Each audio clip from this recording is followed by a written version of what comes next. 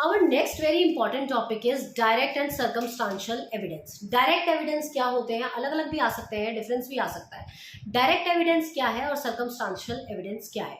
Direct evidence का मतलब जब आपने सीधे सीधे कोई चीज़ देखी है, आप आई विटनेस हो और आप उस चीज़ की गवाही आप कोर्ट में जाके दे रहे हो, that is called direct witness.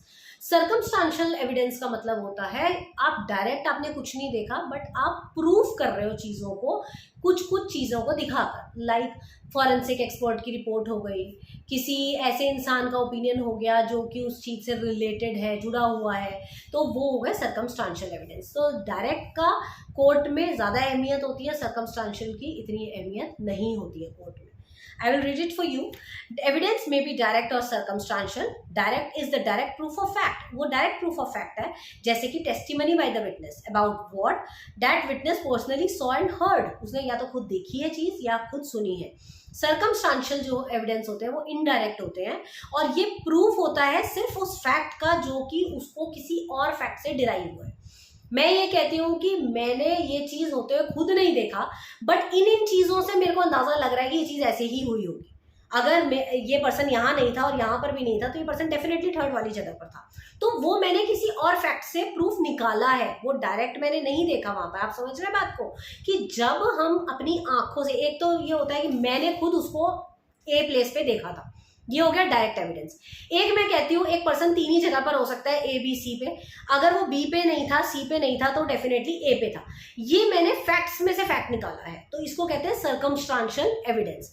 तो सर्कमस्टांशियल एविडेंस इनडायरेक्ट एविडेंस होता है, ये प्रूफ होता है वन और मोर फैक्ट्स का जो कि किसी और फैक्ट से निकाले गए हैं। Indirect evidence point is proved without the interpretation. Direct में तो आपको कुछ प्रूव करने की जरूरत ही नहीं है, पॉइंट ऑलरेडी प्रूव्ड है, कोई इंटरप्रिटेशन नहीं देना। मगर सर्कमस्टांशियल एविडेंस में आपको चीज़ों को प्रूव करना पड़ता है, आपको चीज़ों को जस्टिफाई करना पड़ता है। अगर आप इसको कॉलम वे में लिखेंगे डिफरेंस को, तो आप ऐसे लिखेंगे, डायरेक्ट में no interpretation is required but in circumstantial evidence you have to give the interpretation. Indirect आपका एविडेंस जो है वो मोर रिलायबल है but circumstantial is less reliable. And the third difference will be, direct के examples हैं eyewitness होना, testimony होना, video audio recording, written confession या स्ट्रेट फॉरवर्ड जो भी चीज़ें प्रूफ के तौर पर दिखाई जा सकती हैं। बट सर्कमस्टांशियल एविडेंस में रीजनिंग का टाइम देना पड़ता है और इसमें फॉरेंसिक एक्सपर्ट की रिपोर्ट, कोई और रिपोर्ट हो, तो ये सारी चीज़ें आपकी इसमें सर्कमस्टांशियल एविडेंस में आती है। तो डायरेक्ट जो एविडेंस होते हैं वो बिल्कुल आंख बंद करके उनके ऊपर रिलाई किया जा सकता है, बट जो सर्कमस्टांशियल एविडेंस होते हैं उन पे आप आंख बंद करके विश्वास नहीं कर सकते हैं।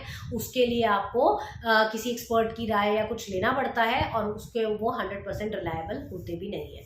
तो this is difference between direct and circumstantial evidence.